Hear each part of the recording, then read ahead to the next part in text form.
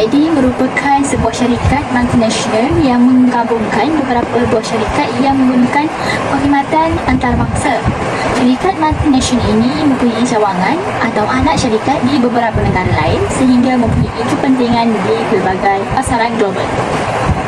Oleh yang demikian, setiap pekerjaan mempunyai etika kerja tersendiri. Etika kerja adalah semangat kerja yang dimiliki oleh masyarakat untuk dapat bekerja dengan lebih baik untuk memperoleh nilai kehidupan mereka. Etika kerja ini menilai konteks data, bagaimana tindakan atau tingkah laku yang sesuai dalam melakukan tanggungjawab sebagai pekerja. Penubuhan McDonald di Gombadak adalah pada 20 Oktober 2017. McD Gombadak adalah salah satu daripada 4 cawangan di Terengganu.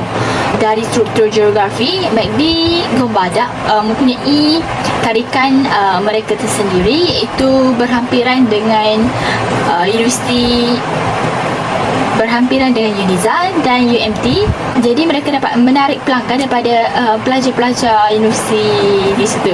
McDonald Gombadak mempunyai 10 orang pengurus, 79 orang kru dan 4 orang perkhidmat pelanggan. Cawangan McDonald Gombadak ini telah dikendalikan oleh seorang pengurus yang bertanggungjawab untuk menguruskan operasi harian restoran tersebut. McDonald cawangan Gombadak ini telah dikendalikan oleh Encik Syazwan Faizal, di mana beliau merupakan General Manager. Cawangan ini juga terdiri daripada 10 orang manager, 79 orang kru dan juga seramai 4 orang customer service. Oleh itu, terdapat beberapa ciri dan juga tanggungjawab yang perlu dilaksanakan oleh Encik Syazwan sebagai seorang pengurus. Terdapat beberapa ciri yang perlu ada dalam diri seseorang pengurus, antaranya dengan mengamalkan komunikasi secara terbuka. Hal ini kerana pengurus yang berjaya biasanya akan mengamalkan konsep komunikasi yang terbuka. Sebagai contoh, beliau bersedia dari segi fizikal dan mental dalam menerima teguran dan juga cadangan daripada kaki tangan yang berada di bawah jaganya. Seorang pengurus juga perlulah berkomunikasi dengan lebih jujur dan berterus terang, serta mengambil pendekatan yang terbaik dalam memberikan maklumat atau ingin mendapatkan maklumat daripada kaki tangannya. Seterusnya ialah pengurus mestilah memberi tunjuk ajar dan juga sokongan kepada para pekerja, di mana sebagai seorang pengurus yang berjaya, beliau akan turut memberi penghargaan kepada kaki tangan yang telah menunjukkan pencapaian terbaik dalam melaksanakan tugas yang telah diberikan kepada mereka. Namun begitu, seorang pengurus yang baik juga tidak harus mengkritik kaki tangan mereka yang bermasalah, tetapi beliau perlulah berusaha untuk membantu dan juga memahami masalah yang telah dihadapi oleh kaki tangan mereka. Sebarang penghargaan atau ganjaran yang telah diberikan kepada kaki tangan jugalah perlu berdasarkan pencapaian kerja yang telah dilaksanakan oleh mereka, bukan berdasarkan perhubungan peribadi antara pengurus dan kaki tangan tersebut. Oleh hal demikian, terdapat beberapa cara pengurus dalam melaksanakan dasar keselamatan makanan dan juga kualitinya di syarikat McDonald. Antaranya ialah pemantauan standard operasi prosedur SOP, di mana McDonald mempunyai SOP yang telah ditetapkan bagi semua proses persediaan, penyediaan, penyimpanan dan juga penyajian makanan. Pengurus perlulah memastikan bahawa semua kru dan kaki tangan mengikut SOP ini dengan teliti. Namun begitu, semua kaki tangan yang bekerja di syarikat ini turut diberikan latihan, di mana syarikat ini memberikan perlatihan kepada semua kaki tangan mengenai keselamatan makanan dan juga kualiti produk. Seterusnya, bagi menguruskan jadual kerja pekerja, pengurus mestilah membuat perancangan jadual kerja, di mana pengurus perlu melakukan perancangan yang teliti bagi menentukan jumlah pekerja yang diperlukan pada setiap waktu dan juga hari dalam kedai. Faktor-faktor yang perlu dipertimbangkan oleh pengurus termasuklah ramalan perjualan, waktu sibuk dan juga keperluan kaki tangan untuk setiap bahagian seperti dapur, kaunter dan juga perkhidmatan meja. Di samping itu, sebagai seorang pengurus di restoran McDonald, terdapat beberapa prinsip penting yang perlu ada dalam diri pengurus dalam memimpin kaki tangan dan juga kru, di mana seorang pengurus mestilah mempunyai integriti. Seorang pengurus mestilah menunjukkan contoh yang baik untuk pasukannya. Integriti juga melibatkan tindakan jujur, beretika dan juga konsisten dalam semua aspek kerja kita, sama ada mengurus pasukan, melayani pelanggan atau mengekalkan standard kualiti. Namun begitu, komunikasi yang berkesan juga perlu ada dalam prinsip seorang pengurus. Hal ini kerana seorang pengurus mestilah mempunyai kemahiran komunikasi yang kuat dalam memastikan mesej yang telah disampaikan dengan jelas dan mudah untuk difahami oleh seluruh pasukannya. Seterusnya adalah sektor pekerja. Secara ringkasnya, sektor kaki tangan McDonald Kong Badak bertanggungjawab memastikan operasi perniagaan berjalan dengan baik, menyediakan makanan dan menjaga kebersihan. Restoran ini bertujuan untuk membina pasukan yang berbakat dan bermotivasi melalui pengambilan pekerja, latihan, pengurusan dan pembangunan. Kita pergi ke poin pertama, iaitu latihan dan keselamatan. Kaki tangan Kong Badak McDonald mesti melengkapkan latihan kesihatan dan keselamatan yang merangkumi topik seperti keselamatan kebakaran, keselamatan makanan dan pencegahan keganasan di tempat kerja. Latihan ini memberi tumpuan kepada mendidik pekerja tentang potensi bahaya, prosedur yang betul dan protokol untuk mencegah kemalangan, kecederaan dan memastikan keselamatan makanan. Ia juga memastikan pekerja mempunyai maklumat dan kemahiran yang diperlukan untuk mengekalkan standard kebersihan, sanitasi dan keselamatan yang tinggi semasa menjalankan tugas mereka. Yang kedua pula adalah program kebajikan pekerja. Di McDonald Kong Badak, ia menyediakan sokongan dan faedah untuk meningkatkan kesejahteraan dan kepuasan pekerja. Ini termasuk jadual pekerja yang fleksibel, pampasan yang kompetitif, insurans kesihatan, diskaun pekerja dan plan simpanan, kemajuan pekerjaan, latihan dan pembangunan profesional. Ia juga bertujuan untuk mewujudkan persekitaran kerja yang positif, meningkatkan kepuasan pekerja dan memupuk kesetiaan dan komitmen. Pelan faedah termasuklah cuti sakit, cuti hilang dan plan pencen. Seterusnya adalah pengiktirafan awam.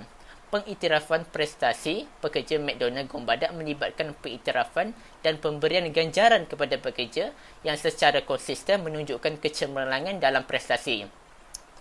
Perkhidmatan pelanggan, kerja berpasukan dan pematuhan kepada piawaian syarikat.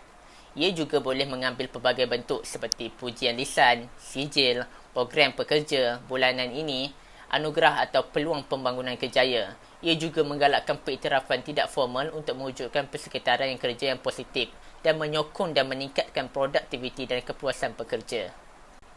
Yang keempat adalah ganjaran kewangan. Kaki tangan McDonald Kong Badak layak mendapat insentif kewangan seperti bonus atau kenaikan gaji berdasarkan kedudukan, pengalaman, prestasi dan tempoh perkhidmatan mereka.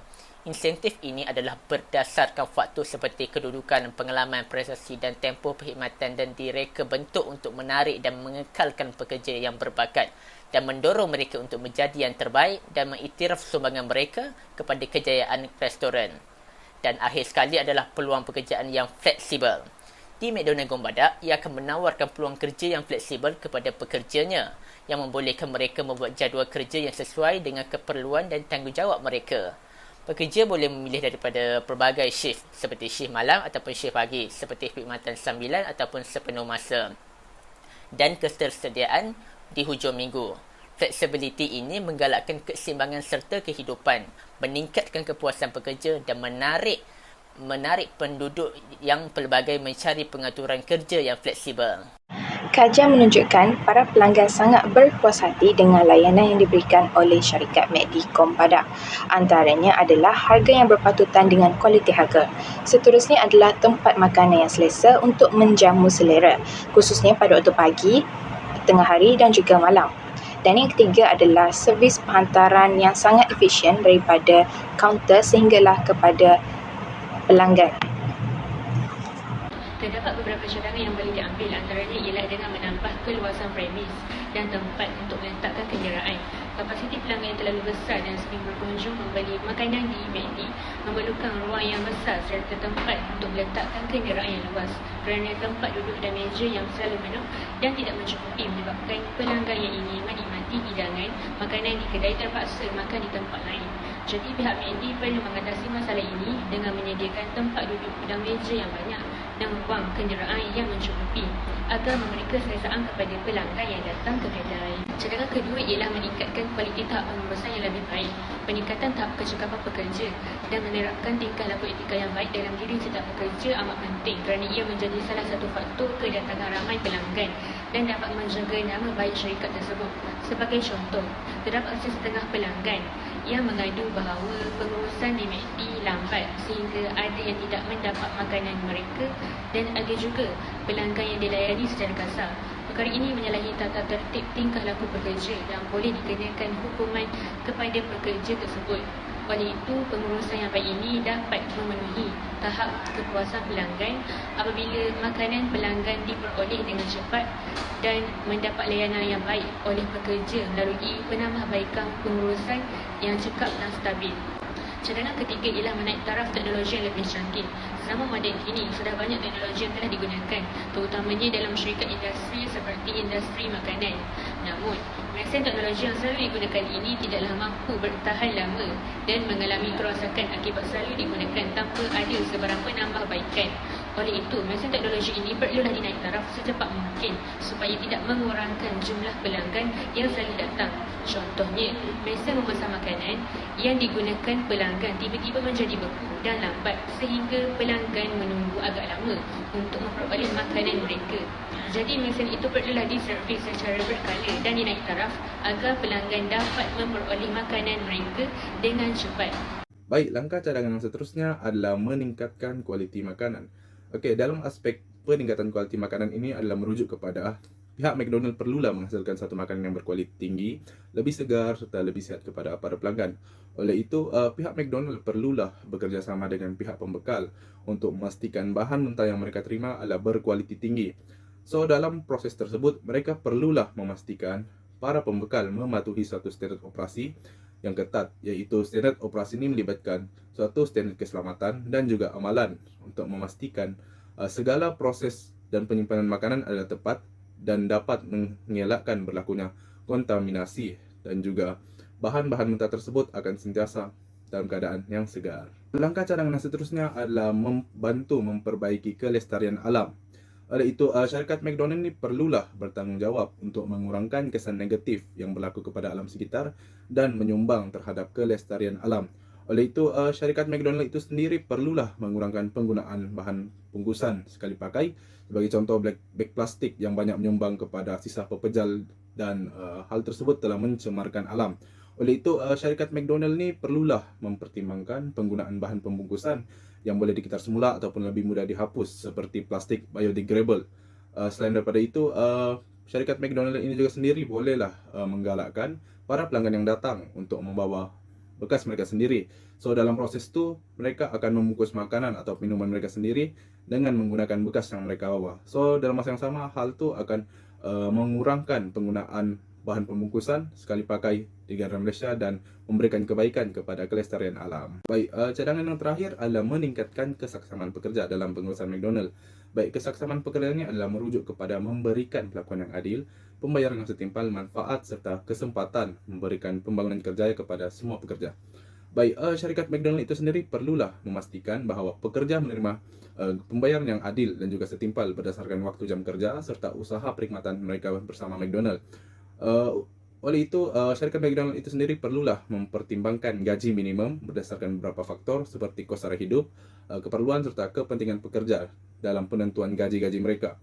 Oleh itu, syarikat McDonald itu juga sendiri perlulah memberikan beberapa manfaat kepada pekerja.